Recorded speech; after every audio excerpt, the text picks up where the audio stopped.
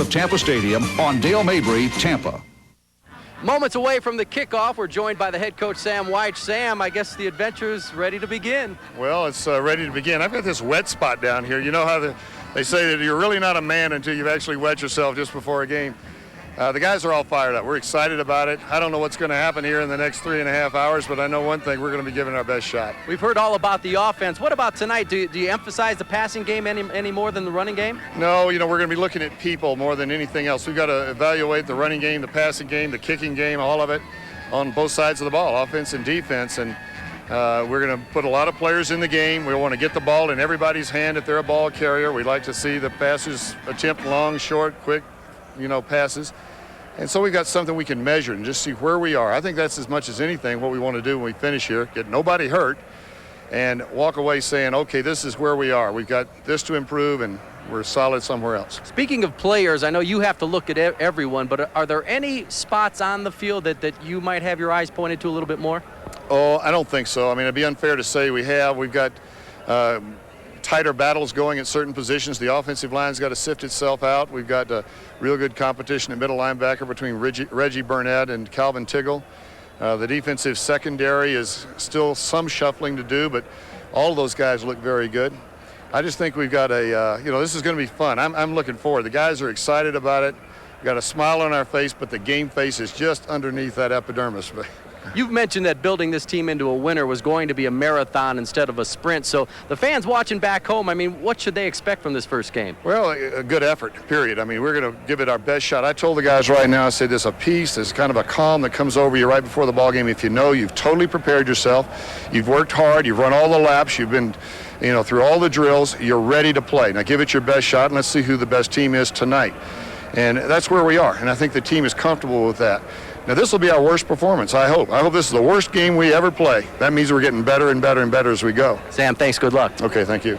I'm Bob Alvarez. This has been Countdown to Kickoff. Momentarily, we will be joined by David Steele and Chris Collinsworth as we kick off our coverage of the 1992 Buccaneer preseason.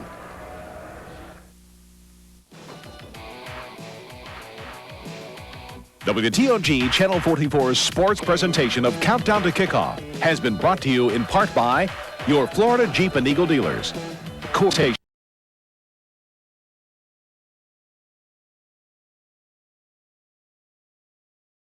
Our broadcast team is Bob Alvarez. Bob will be working the sidelines this afternoon.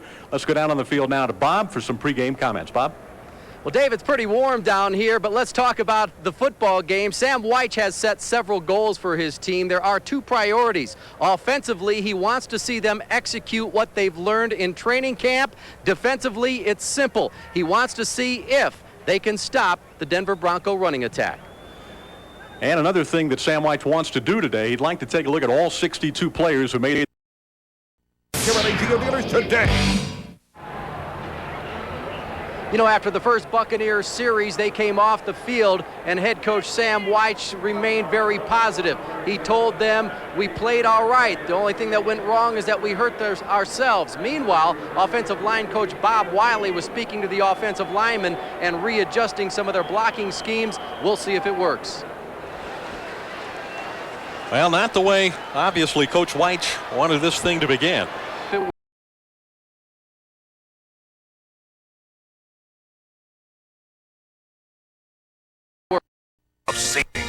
Get the advantage at your Florida Jeep and Eagle dealer today.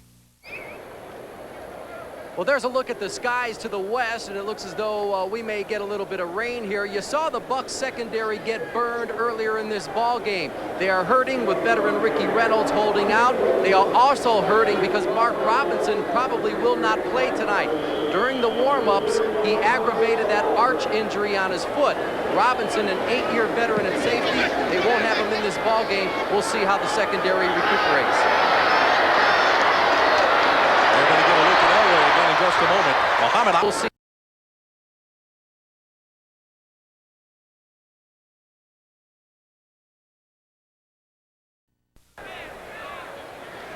Well, with the defense surrendering 21 points in the first half, the point that Floyd Peters made is he wants these guys to be a little more aggressive. We'll see if that works out for him in the second half.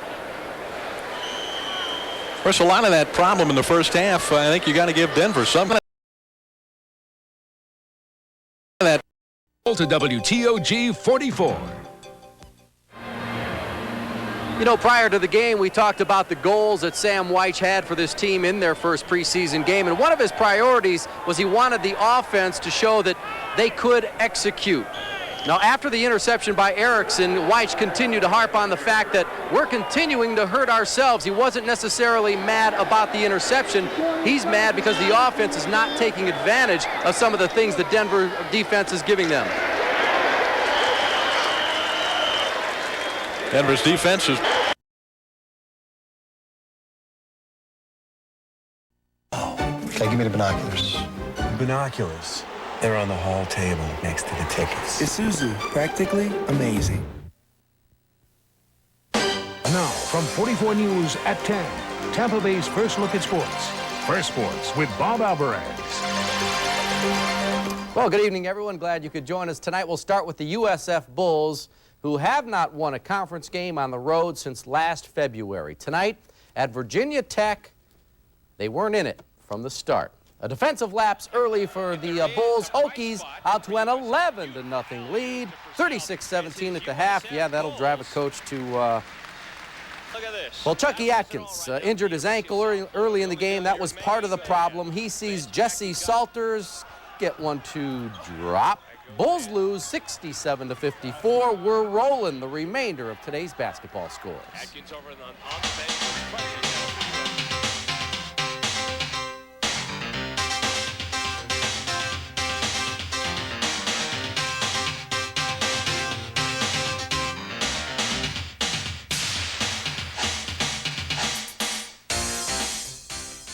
All right, the Lightning goes to the All-Star break after playing what might have been their most exciting game of the season.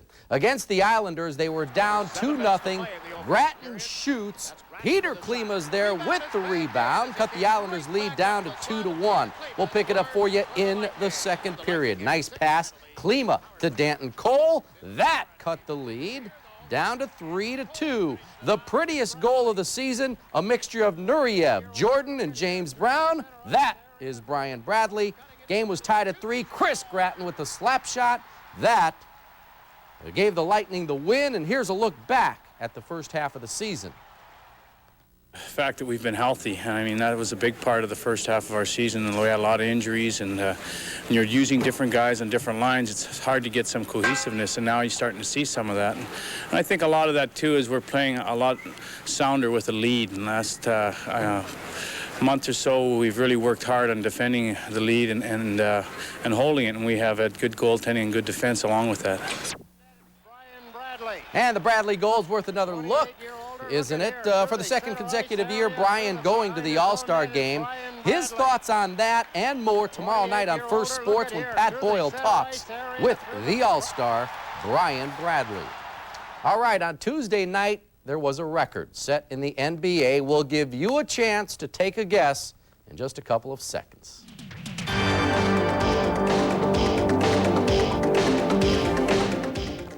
Tonight's sports quiz, which two NBA teams combined to set an NBA record when they connected on 23 three-pointers in a single game? Do you have an answer? We'll call this number 570-4302. The winner's name will be seen on the big screen later in First Sports. Well, coming up, Michael Jordan talks to us about his big league baseball plans. The Miami Marlins are preparing for their second season. We ask, will it be better than the first? And who is this guy? This is Ron, your resident 44. And what will he tell us about the Phillies? Well, I'm anxious to hear this one, too.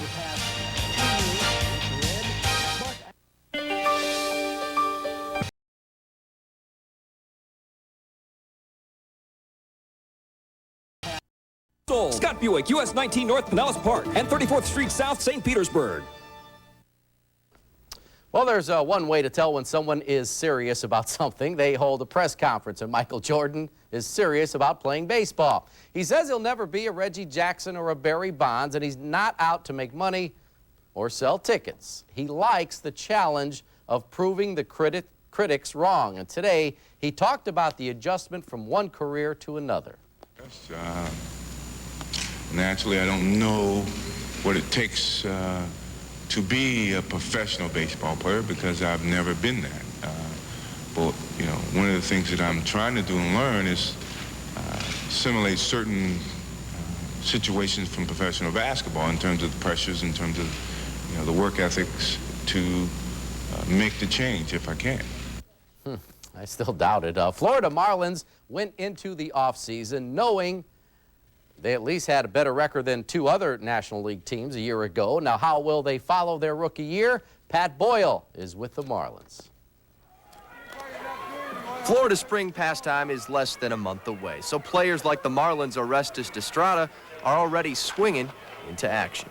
Been working out with a lot of other players from the area. There's so many players in this area that play for different teams, and everybody's excited. But I know that the Florida Marlins players are really excited because it's the second year. We got a year under our belt, and it's hopefully a year that we can show our wares a little more. The Marlins' inaugural year saw over 3 million fans in the stands and a second-to-last place finish on the field. When you lose 98 games, sometimes people sit back and they say, well, how can it be successful? But we put a group of young players together, core players that we feel will continue to improve as years go on. This season, the Marlins will take to the diamond with half their starters coming from the Bay Area. I'm real hungry this year, you know, because there's a lot of people out there don't believe in Gary Sheffield, but I love proving people wrong, and I will prove them wrong. And I feel that I can be the type of player that Barry Bonds is right now, you know, by moving to the outfield. I think it's going to help my hitting, and you will see the type of player that Barry Bonds is. It's really no secret that here in the Bay Area, the Florida Marlins are not the most beloved baseball team. But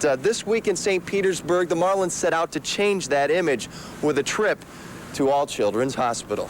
We got all kinds of good stuff for you. Mr.